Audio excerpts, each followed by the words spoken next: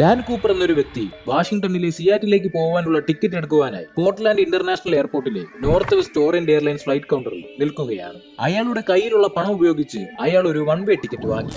ശേഷം തന്റെ flight announcement കേട്ട് അയാൾ ഫ്ലൈറ്റിലേക്ക് നടന്നു. 18C ആയിരുന്നു അയാളുടെ സീറ്റ് നമ്പർ. എല്ലാരെയും പോലെ അയാളും അയാളുടെ സീറ്റിലിരുന്നു. ഫ്ലൈറ്റ് പറന്നുയർന്ന ശേഷം കൂപ്പർ അവിടെ ഉണ്ടായിരുന്ന ഒരു എയർ ഹോസ്റ്റസിനെ വിളിച്ച് അയാൾ എഴുതിയ ഒരു ചെറിയ ലെറ്റർ അവർക്ക് കൊടുക്കുന്നു.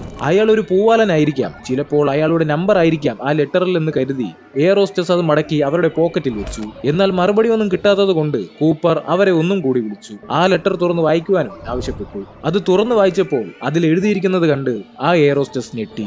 മാഡം, എന്റെ ബ്രീഫ് കേസിൽ ഒരു ബോംബുണ്ട്. താൻ എന്റെ അരികിൽ വന്നിരുന്നില്ലെങ്കിൽ ഈ ബോംബ് കൊണ്ട് ഞാൻ ഈ ഫ്ലൈറ്റിലുള്ള എല്ലാ പേരെയും ചുട്ടുകരിക്കും.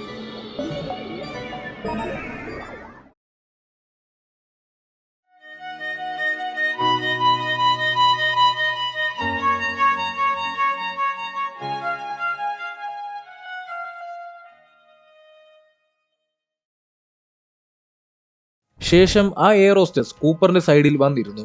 ഡാൻ കൂപ്പർ അവരോട് പറഞ്ഞു, എനിക്ക് കുറച്ച് കണ്ടീഷനുകളുണ്ട്. അതെല്ലാം നിങ്ങൾ നടപ്പാക്കി തന്നാലേ ഞാൻ ഈ ബോംബ് ഉപയോഗിക്കാതിരിക്കുള്ളൂ.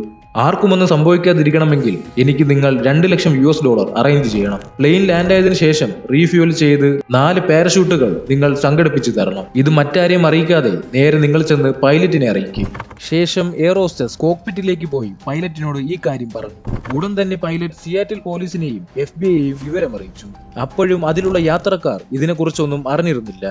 എയർ ഹോസ്റ്റസിനെ വീണ്ടും കൂപ്പർ അടുത്തേക്ക് വിളിച്ചു. പണം കിട്ടിയതിനു ശേഷമേ പാസഞ്ചേഴ്സിനെ ഞാൻ പുറത്തേക്ക് വിടൂ. പാസഞ്ചേഴ്സ് പുറത്തേക്ക് ഇറങ്ങിയതിനു ശേഷം ഫ്ലൈറ്റ് ഫ്യൂൽ ചെയ്ത് നേരെ മെക്സിക്കോയിലേക്ക് തിരിക്കണം. കൂപ്പറിന്റെ ഈ ആവശ്യവും അവർ FBI-യെ അറിയിച്ചു.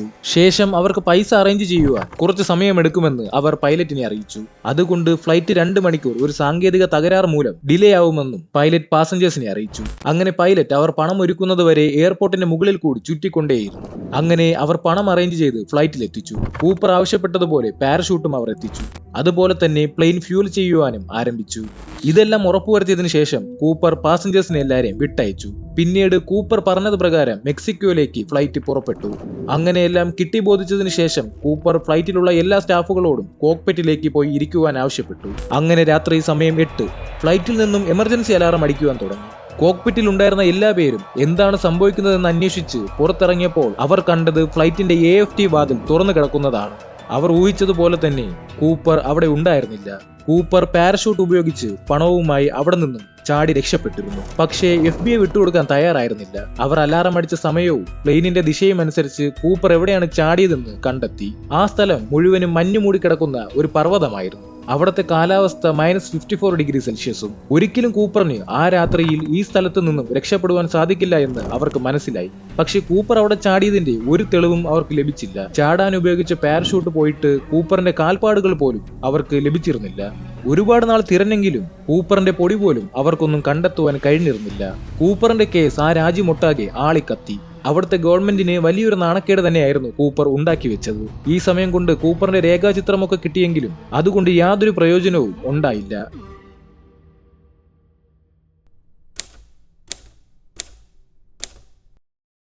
വാഷിംഗ്ടണിലെ കൊളംബിയ നദിയുടെ തീരത്ത് കുറച്ച് പഴകിയ കീറിയ നോട്ടുകൾ പോലീസിന് ലഭിക്കുന്നു. ആ നോട്ടുകെട്ടുകൾ ഉപയോഗിക്കാൻ പറ്റിയ ഒരു അവസ്ഥയിലല്ലായിരുന്നു. പക്ഷെ ഒരു സംശയം മൂലം അവർ അതിന്റെ സീരിയൽ നമ്പർ ഉപയോഗിച്ച് ഒരു കാര്യം കണ്ടെത്തി. ആ നോട്ടുകൾ 9 വർഷങ്ങൾക്ക് മുമ്പ് കൂപ്പറിന് FBI കൈമാറിയ അതേ പണമായിരുന്നു. അതായത് കൂപ്പർ ഇപ്പോഴും ജീവനോടെ ഇരിപ്പുണ്ട്. പക്ഷേ കൂപ്പർ ചാടിയ സ്ഥലവും പണം കിട്ടിയ സ്ഥലവും തമ്മിൽ 3000 കിലോമീറ്ററിന്റെ ദൂരമുണ്ടായിരുന്നു. അവർ വീണ്ടും കിട്ടിയ തെളിവുകൾ ഉപയോഗിച്ച് ആ കേസ് വീണ്ടും അന്വേഷിക്കുവാൻ ആരംഭിച്ചു. പക്ഷേ ചരിത്രം വീണ്ടും ആവർത്തിച്ചു. സംഭവം കഴിഞ്ഞ് 50 വർഷത്തോളം ആയിട്ട് പോലും അവർക്ക് DB കൂപ്പറിന്റെ ഒരു പൊടി പോലും കണ്ടെത്തുവാൻ സാധിച്ചില്ല. FBI-യുടെ ചരിത്രത്തിൽ അവർക്ക് വലിയൊരു നാണക്കേട് തന്നെയാണ് DB കൂപ്പർ സമ്മാനിച്ചിട്ട് പോയത്. ഇന്നും കേരളത്തിലെ സുകുമാരക്കുറുപ്പിനെ പോലെ അമേരിക്കയിലെ പിടികിട്ടാ പുള്ളിയായി DB കൂപ്പറിന്റെ കഥ തുടരുന്നു.